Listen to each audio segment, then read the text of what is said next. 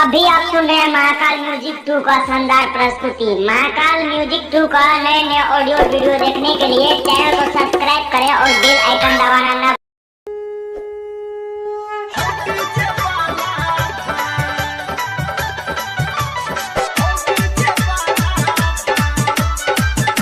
अभी आप सुन रहे हैं रुपेश राज का शानदार प्रस्तुति। कुमार हमारो घाट पे तो हमारा कहरी लगाए हो डीजे वाला भाई।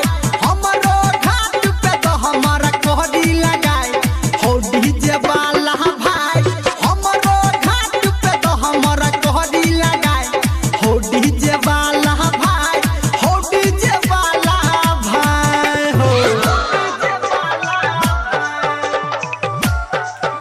अभी आप सुन रहे हैं रुपेश राज का शानदार प्रस्तुति। परमानंदपुर रोड करजाइन बाजार सुपौल। डीजे सुमित सतीश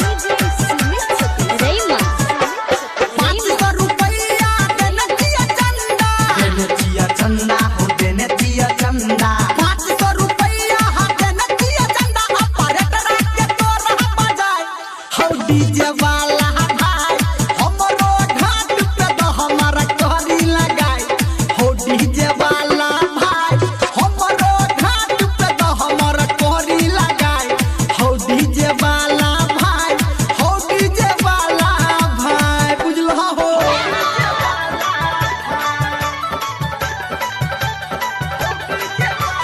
डीजे सुमित अभी आप सुन रहे हैं रुपेश राज का शानदार प्रस्तुति। घाट के चारों दिस छै अनहार हो। छै अनहार हो, छै अनहार हो। घाट के चारों दिस छै अनहार हो। दै छै न किछो देखाय डीजे हो मुन्नू कुमार। डीजे वाला भाई। हमरो घाट पे तो हमारा कहरी लगाए हो डीजे वाला भाई। हमरो घाट पे तो हमारा कहरी लगाए हो डीजे वाला भाई। हो डीजे वाला भाई हो।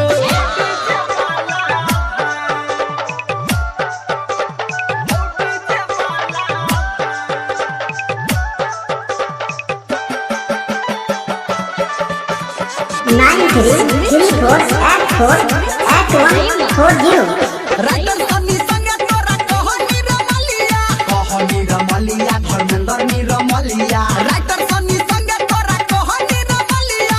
नाही त है तो डीजे मुन्नू कुमार। डीजे वाला भाई।